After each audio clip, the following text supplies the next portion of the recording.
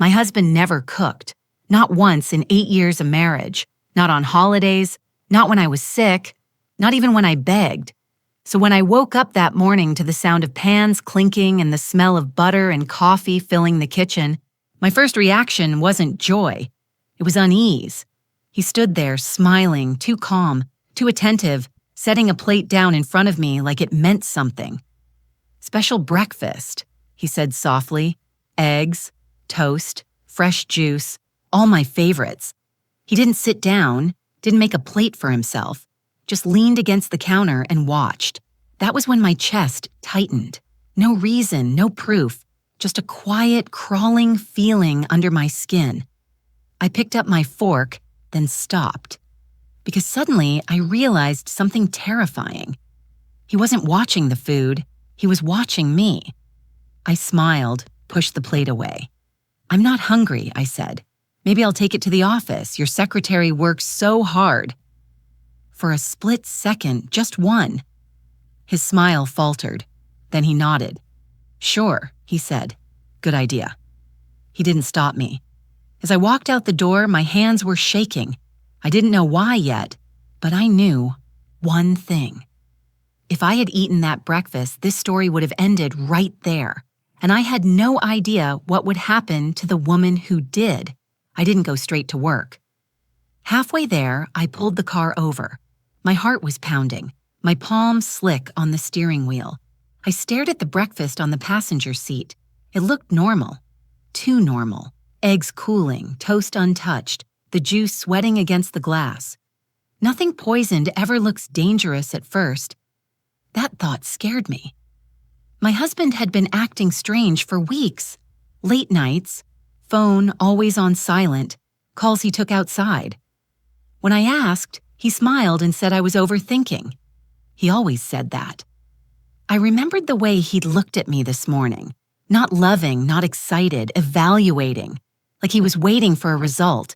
That was the first real crack. Because love doesn't wait like that. Control does.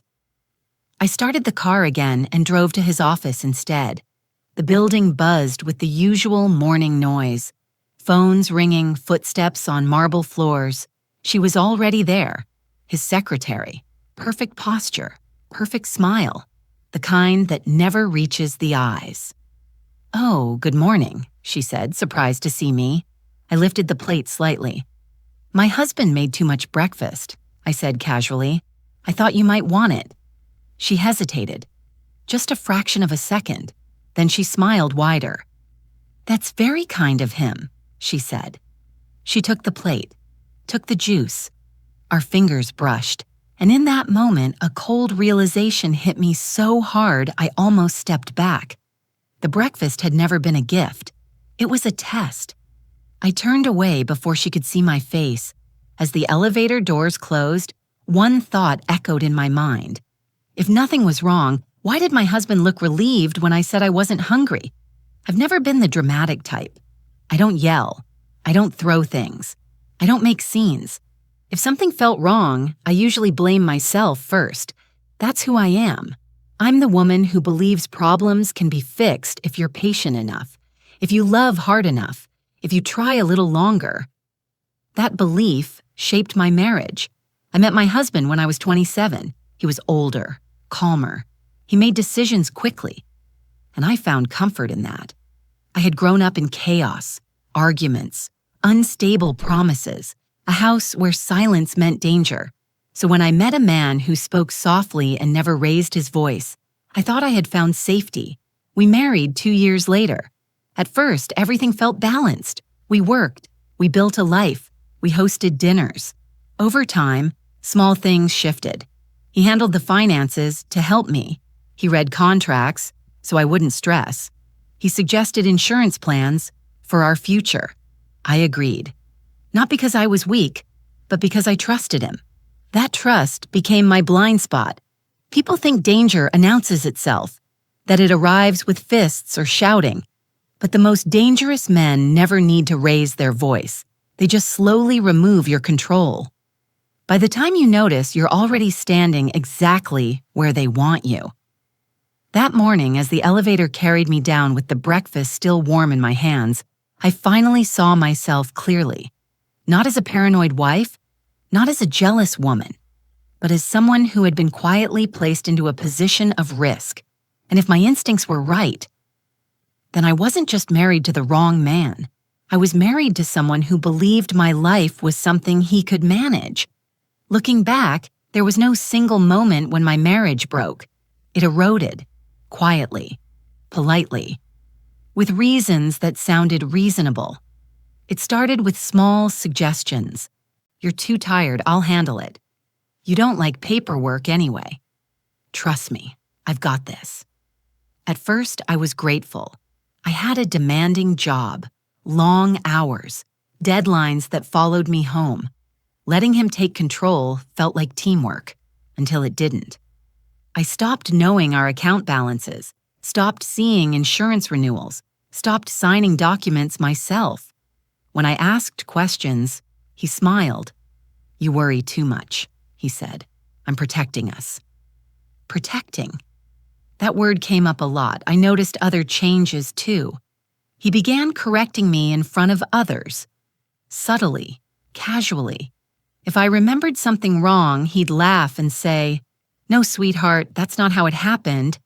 And everyone believed him because he sounded calm, certain. I started doubting my own memory. That's the thing about gaslighting. It doesn't feel like abuse. It feels like confusion. The secretary entered our lives around that same time. She was efficient, quiet, always available. At dinners, she knew stories I hadn't heard, inside jokes, plans he'd never mentioned to me. When I asked how much she worked, he shrugged. "She's dedicated. You should be thankful." Thankful. For another woman knowing my husband's life better than I did. I told myself I was being insecure, that strong marriages survived worse. But there were nights I lay awake beside him, listening to his breathing, wondering when I had stopped being a partner and started becoming a liability. That morning, the breakfast, the watching, the waiting, wasn't the beginning. It was the moment everything that had been happening quietly finally surfaced. Because control, when it reaches its limit, always turns into something darker. And I was just beginning to understand how far my husband was willing to go to keep his. I was back at my desk when the first scream cut through the floor. Not loud at first, more like confusion, a chair scraping, a voice calling someone's name, then panic. I stood up before I realized I had moved, my heart already racing, my body reacting faster than my thoughts. People rushed past my door. Someone shouted for help. Another voice said, "Call 911 now." I stepped into the hallway. At the far end, a small crowd had formed, and in the center of it, she was on the floor, my husband's secretary. Her face was drained of color, her lips slightly blue. One hand clutched her stomach, the other shaking uncontrollably. The breakfast plate lay shattered beside her, eggs smeared across the tiles, glass scattered like ice. For a moment, no one spoke. Time stretched thin, heavy. "She said she felt dizzy," someone whispered. Then she just collapsed. Her body convulsed once. Hard. Someone screamed. I couldn't breathe, because in that instant, every quiet doubt I'd pushed down came crashing back. This wasn't random. This wasn't food poisoning. This was intentional. Paramedics arrived fast. Too fast for how bad she already looked. They lifted her onto a stretcher, checked her pulse, exchanged looks they didn't want us to see. As they wheeled her away, her eyes fluttered open, just for a second, and they met mine. There was no accusation in them, only fear and confusion. My phone vibrated in my hand. A message from my husband. Did she eat it? My vision blurred. That was the moment everything clicked into place. The breakfast was never about love, never about kindness. It was a test. And without meaning to, I had redirected it. I didn't go to the hospital. I told myself it was shock, that my legs wouldn't move, that I needed air. That was only part of the truth. The real reason was fear of confirmation, because once I heard the words out loud, there would be no going back. I went home instead. The house was too clean, too quiet. The pan from the morning was gone. The counter wiped spotless. No plate, no glass. Every trace of breakfast erased like it had never existed. That made my stomach twist. My phone rang. His name lit up the screen. I answered on the third ring. "How is she?" I asked. There was a pause. Not the kind filled with worry, the kind filled with calculation. "They think it's food-related," he said. "Some kind of reaction." Reaction. Not accident, not tragedy. Reaction. "Is she going to be okay?" I asked. Another pause. "They're still running tests." I waited, for panic, for anger, for guilt. Instead, he asked, "Did she finish everything?" The question landed wrong, too precise, too focused. "Yes," I lied. I heard it then. A breath he didn't mean to release. Relief. "Well," he said quickly, "that should help them figure it out." Help them. Like this was a puzzle, not a near death. "I'm staying late tonight," he added. "Meetings." Of course. We hung up. I stood in the kitchen for a long time, staring at the empty counter. Then I opened the trash cabinet, pulled out the bag, dug past coffee grounds and paper towels. At the bottom, wrapped carefully in plastic, I found a small glass vial, clear, unlabeled, empty. My hands started shaking. Whatever had been in that vial was never meant for the secretary. It was meant for me. And in that moment, I understood something terrifyingly clear. My husband hadn't panicked because the plan hadn't failed. It had only changed targets. I didn't confront him. That would have been a mistake. Men like my husband don't confess when accused. They adapt. So I did the opposite. I acted normal. I sent a text asking if he'd eaten, added a heart emoji, told him to drive safe. He replied with a thumbs up. That hurt more than I expected. When he left for work the next morning, I went into the study, the room I almost never used, the filing cabinet I had never opened. Everything inside was neatly labeled, organized, too organized. Insurance, mortgages, investments. At first, it all looked boring. That's how traps work. They hide behind normalcy. Then I noticed the dates. Policies updated recently. Beneficiaries changed quietly. Signatures that looked like mine, but weren't. I felt cold. I pulled out one folder and sat down on the floor. Life insurance, a lot of it, more than we had ever discussed. I flipped through the pages slowly, forcing myself to breathe. There it was, my name at the top. And under beneficiary, his. Only his. No backup, no shared clause, no safeguards. I turned the page.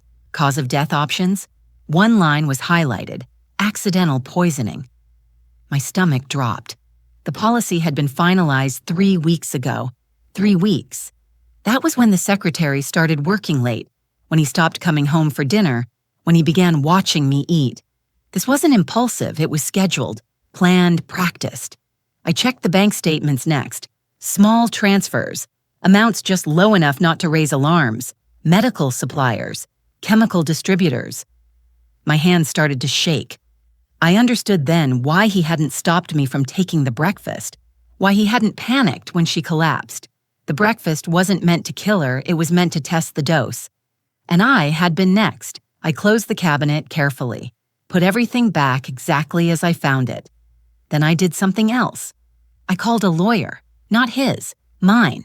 And for the first time since that morning, I wasn't reacting. I was preparing. The hospital called in the early afternoon. I stared at the screen before answering, my pulse thudding in my ears. "She's awake," the nurse said, disoriented, but conscious. For a moment, I just sat there. Because if she woke up, the story could no longer be controlled by just one man. I drove to the hospital alone. The secretary lay in a private room, tubes running from her arms, machines humming softly like warnings. She looked smaller than I remembered, fragile. Nothing like the confident woman who used to stand beside my husband. When she saw me, her eyes widened in fear. "I didn't know," she whispered immediately. "I swear, I didn't know." I closed the door behind me. "I believe you," I said quietly. "That's why I'm here." Her hands trembled. "He said it was for you," she said, "that you didn't want it, that I'd be doing him a favor." A favor. I pulled a chair closer. "Did he tell you what was in it?" I asked. She shook her head. "He said it was safe, just something to help you sleep. He said you were stressed." My chest tightened. "And the vial?" I asked. Her face drained of color. "I ordered it," she said softly, "but he told me it was for pest control, rats in the garage." I let the silence sit between us. She started crying then. Not loudly, just quiet, broken sobs. "He promised me things," she said. "A future, that he'd leave you, that this was temporary." Of course he had. "He also told me," she added, "that if anything went wrong, you'd take the fall." That was the moment I saw her clearly. Not innocent, but not the architect either. "You need to tell the truth," I said. "All of it." She looked at me, terrified. "He'll destroy me," she whispered. "Yes," I said calmly. "He will try." I leaned in. "But if you don't talk now, you'll be the only one left to blame." She swallowed hard, then nodded. "I'll testify," she said. "I'll give them everything." As I stood to leave, my phone buzzed. A message from my husband. "Any update?" I typed back one sentence. She woke up. 3 dots appeared, then disappeared. No reply. That was when I knew. He'd just lost the one variable he never accounted for. I didn't change my behavior. That was the hardest part. I cooked dinner, asked about his meetings, laughed at the right moments. I became invisible on purpose. Men like my husband don't relax when you accuse them. They relax when you stop resisting. And he did. He started sleeping better, talking more, leaving his phone face up on the table. Confidence makes people careless. While he was at work, I started preparing. I installed a small camera in the kitchen, another in the hallway. Nothing obvious, nothing dramatic, just enough to listen. I synced everything to my phone and labeled the folder something boring. Utilities. That night, he poured me a glass of wine. My heart skipped. "You've been under a lot of stress," he said gently. "You should relax." I took the glass, smelled it casually, took a small sip. Normal. I watched his face carefully. Nothing. Later, when he thought I was asleep, he made a call. I listened through my phone. "She's stable," he said quietly. "Suspicious, but stable." A pause. "No, she doesn't know anything yet." Another pause. "I'll handle it." My fingers curled into the sheets. The next few days gave me more than I had hoped for. He stopped deleting messages, left his laptop unlocked, took calls in the house instead of outside.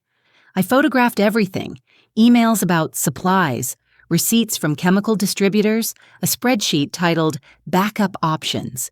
Then came his biggest mistake. He brought someone to the house, a man I didn't recognize. They sat at the kitchen table, the same table where he had watched me almost die.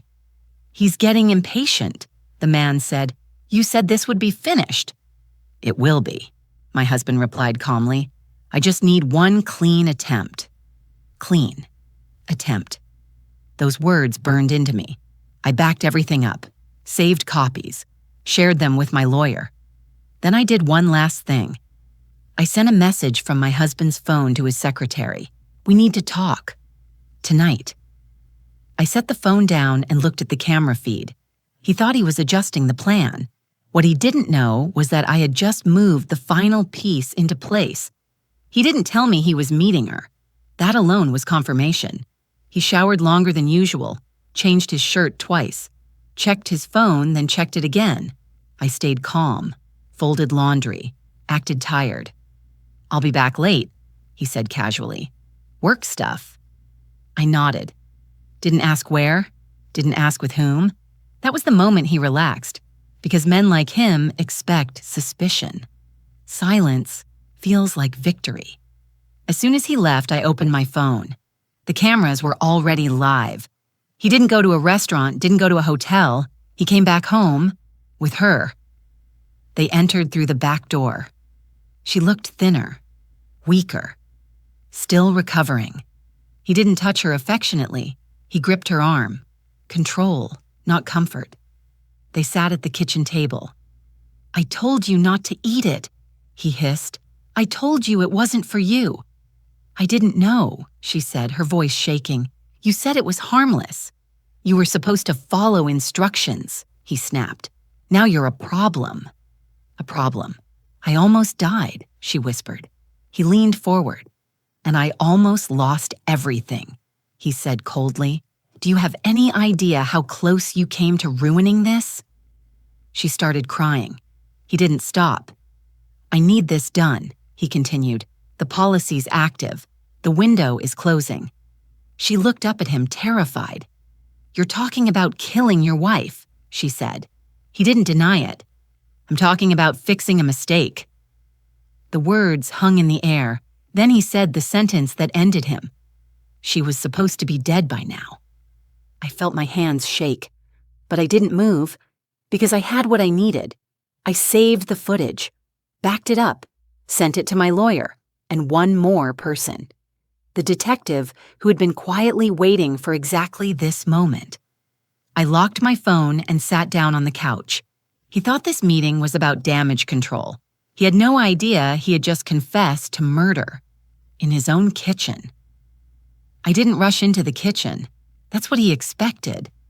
A confrontation, a scream, a breakdown. Instead, I waited. I counted my breaths, listened to my heartbeat slow. Then the doorbell rang.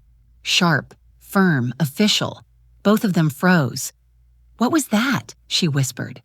My husband straightened his shirt. His face shifted, not panic, calculation. "Stay here," he said quietly. "Don't say anything." He walked to the front door like a man who still believed he was in control. I watched through the camera feed as he opened it. 2 detectives stood on the porch. "Mr. B?" The woman asked. "Yes," he said smoothly. "What's this about?" "We'd like to ask you a few questions regarding an incident at your workplace earlier this week."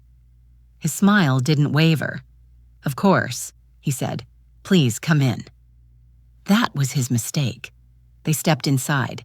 The woman glanced around the house, the hallway, the kitchen, the table. "I believe there's someone else here," she said calmly. Silence. Then a shaky voice from the kitchen. "I'm here." The secretary stepped forward. Her hands trembled. Her voice didn't. "I want to make a statement." My husband turned, and finally he saw me, standing at the end of the hallway watching. "What is this?" he demanded. I spoke softly. "This," I said, "is where you stop pretending." The male detective pulled out his phone.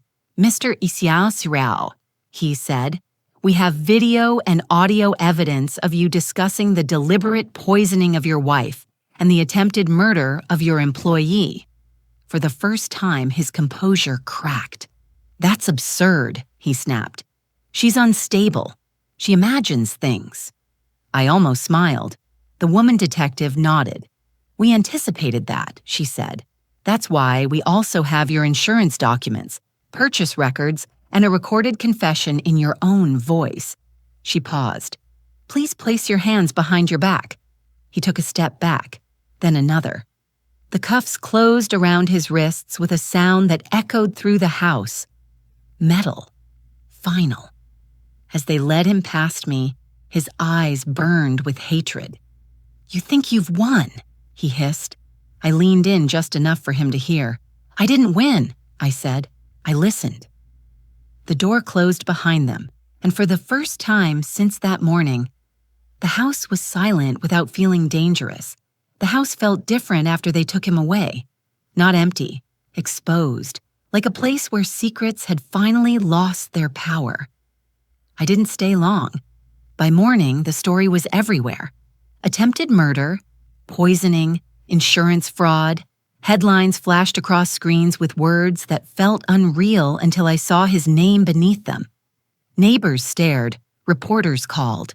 People I hadn't heard from in years suddenly remembered me.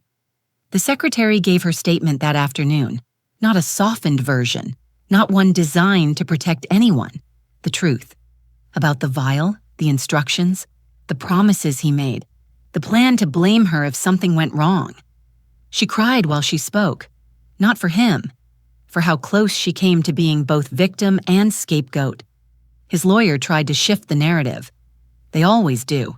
He painted me as unstable, emotional, unreliable. But this time, there was too much evidence. Videos, audio, receipts, the insurance policy. Even the insurance company cooperated, eager to distance itself from a claim built on deception. When I saw him in court for the first time, he looked smaller, not remorseful, cornered. The judge denied bail. The sound of the gavel felt like a door closing, not just on him, but on the version of my life where I was never safe. As he was led away, he finally looked at me, not with love, not with regret, with disbelief, like he couldn't understand how I had slipped out of his control. I didn't look back, because what was happening now was bigger than our marriage. The story had left our house, and there was no way to bring it back. When the noise faded, that's when it really hit me. Not during the arrest, not in the courtroom, but afterward, when everyone else moved on. I stayed with a friend at first, didn't trust silence yet, didn't trust rooms without witnesses. Sleep came in pieces. I'd wake up to ordinary sounds, a car passing, a door closing, and my body would react like danger was still present. That's what no one tells you about survival. You don't feel victorious. You feel alert, hyper-aware. Strangers recognized me at the grocery store. Some offered sympathy. Some offered questions they had no right to ask. Did you really not know? Were there signs? Why didn't you leave sooner? I learned quickly that people prefer simple victims, quiet ones, perfect ones. Anything more complicated makes them uncomfortable. The media stopped calling after a while. New stories replaced mine. But inside me, everything was still unfolding. I started therapy, not because I felt broken, but because I needed language for what I had lived through. My therapist asked me when I first felt unsafe. I told her about the breakfast, the smell, the waiting, the way he watched me eat. She nodded slowly. "Your body recognized danger before your mind could," she said. That sentence stayed with me because it reframed everything. I hadn't been naive. I hadn't been weak. I had survived long before I knew I was fighting. The trial date was set. Weeks away. Enough time for doubt to creep in. Enough time for fear to resurface. But also enough time to realize something important. I wasn't preparing to face him again. I was preparing to close the door for good. The courtroom was colder than I expected. Not in temperature, in atmosphere. Wooden benches, muted voices, eyes that followed me as I took my seat. He was already there, wearing a suit I recognized, one I had bought for him years ago. For a moment, I almost didn't recognize the man sitting at the defense table, not because he looked different, but because the power was gone. No control, no calm authority, just a man waiting to be judged. When our eyes met, he looked away first. That small detail mattered. The prosecution laid out the case methodically. The insurance policy, the timing, the chemical purchases, the recordings. Each piece placed carefully, like bricks sealing a wall. Then it was my turn. I stood. My legs felt steady. That surprised me. I didn't look at the jury at first. I looked at him and spoke. "I trusted my husband," I said. That trust allowed him access to every part of my life. I described the breakfast, the silence, the watching, the message he sent. Did she eat it? There was a murmur in the room. I didn't raise my voice. I didn't cry. I told the truth the way it had lived inside me. Quiet, precise, undeniable. When the defense cross-examined me, they tried to provoke emotion. They asked about my anxiety, my therapy, my so-called paranoia. I answered calmly. Instinct isn't instability, I said. It's information. That's when I heard it, a sharp intake of breath, from him. The secretary testified next. Her voice shook at first, then steadied. She spoke about the vial, the instructions, the promises he made. She looked directly at him when she said, "He told me his wife wouldn't feel a thing." Silence filled the room. The judge adjourned for the day. As everyone stood, he finally turned toward me. His eyes were filled with something new, not anger, fear, because for the first time, he understood. This wasn't about control anymore. It was about consequence. The courtroom was silent when the judge returned. Not the tense kind of silence, the heavy kind. The kind that tells you everything important has already been decided. I sat with my hands folded, not praying, not hoping, just present. He stood when the judge spoke. His lawyer rested a hand on his arm, as if touch alone could hold him together. It couldn't. The judge listed the charges slowly, clearly. Attempted murder, premeditation, insurance fraud, conspiracy. Each word stripped away another layer of the man I once trusted. The judge spoke about intent, about planning, about how close the outcome had come to being irreversible. Then came the sentence. Years. More than I expected. Enough to ensure he would never again have access to my life, or anyone else's. A sound escaped his throat. Not a cry, not anger, shock. He turned toward me. For a moment, I saw something human flicker there.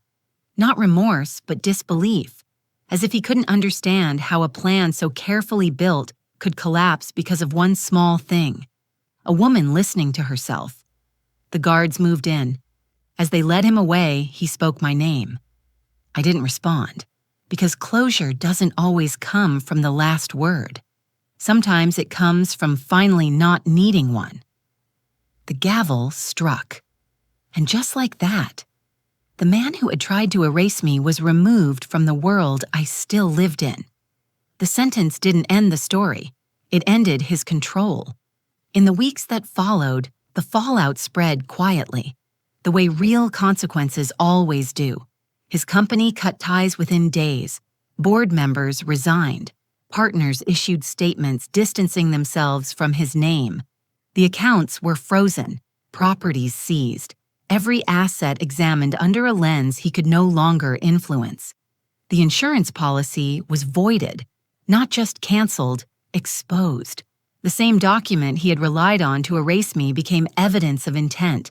It followed him everywhere, in appeals that went nowhere, in interviews his lawyer advised against, in the way guards addressed him now. Not as someone important, but as someone processed. I heard he tried to negotiate, reduce time, transfers, favors. None came. Men like him never prepare for a world that doesn't bend. I filed for divorce without ceremony, no meeting, no conversation, just papers delivered to a place where he could no longer reach me.